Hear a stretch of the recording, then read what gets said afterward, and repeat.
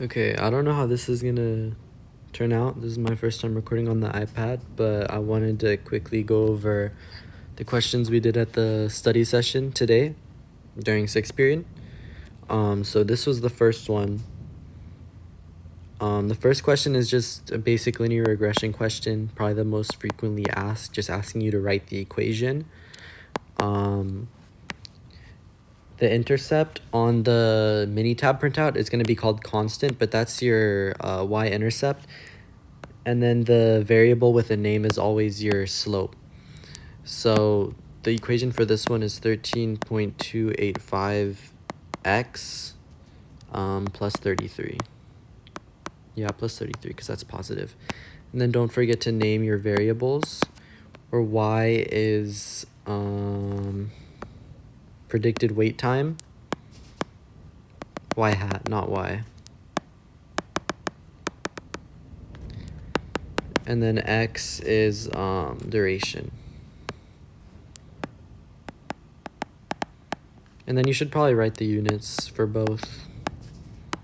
It's minutes in both. Problem 2, what information does the residual plot provide about the linear model? So remember, when a residual plot is scattered, there's no visible pattern. That shows that a linear model is appropriate.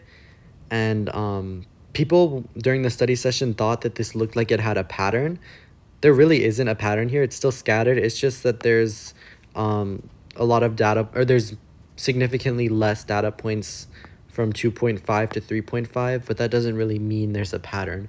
The pattern you want to look for is if the dots are like curved, like this, like they almost like parabolic, or they continue in a pattern like that. That's the kind of pattern that's going to tell you that a linear model isn't appropriate. But since this residual plot doesn't have that, then since this residual plot doesn't have that, a linear model is appropriate. So it's just say, or you're going to answer this by saying there is no pattern, or you could say the residual plot is scattered.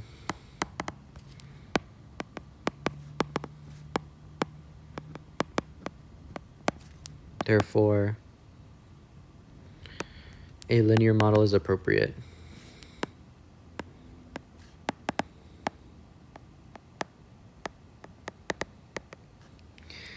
Okay.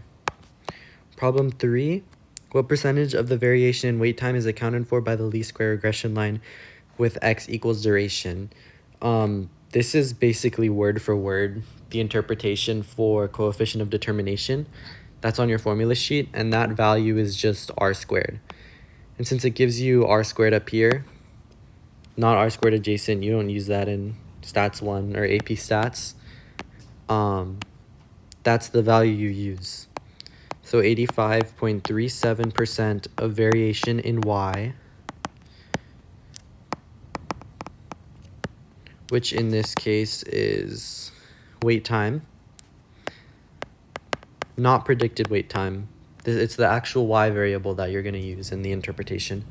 85.37% of variation in wait time can be explained by the LSRL given x equals duration. Okay, that's the 3 on this sheet. Then the second sheet, I crossed out A and B because those were basically the same thing we went over in the first problem. The only new problem is interpreting standard deviation of the residuals, which is another interpretation off the sheet. And that one, well, first of all, where's the value? It's this value right here. S equals 4.03422. And the way you interpret that is when we use the LSRL with x, which in this case is, wait, what is x? Handspan.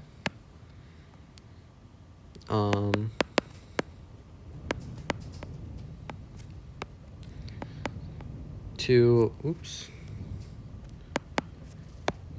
to predict y equals Starburst candies.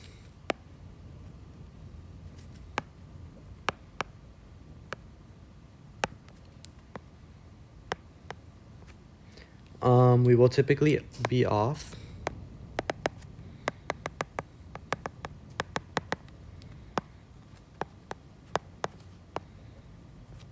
by whatever your S is,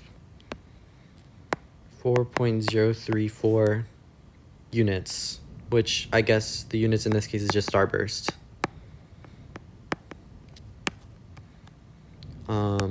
Yeah, that's it for this one. And then this is probably the most important. This is something you'll probably get on an MCQ, because I mean linear regression isn't really on FRQ that often, but yeah, this is probably the most difficult problem you'll get from this unit. And what you need to know for this one is that in LSRL, one point it's always going to pass through is the mean of x and the mean of y. That's one set of values that it'll always pass through. Also, something on your formula sheet, you have to know that the slope equals b in this case for some reason. It can be calculated with correlation coefficient times sy over sx. And since we're given that information here, that's s of x, and this is s of y, and then here's your correlation coefficient. B equals 0.697 times 10.69 over 2.71, right? So once you put this into the calculator, you're going to get B equal to 2.7494. And then from here, knowing that it's always going to pass through the mean of x and the mean of y, you can use point slope form to find the equation. And point slope form generally is y minus y1 equals m times x minus x1. And since we know our m, or our b in this case, we can plug in these other values. So y minus y1, we're looking for the mean of y, which is 171.43. Equals 2.7494 times x minus x1, which is 24.76. Oops.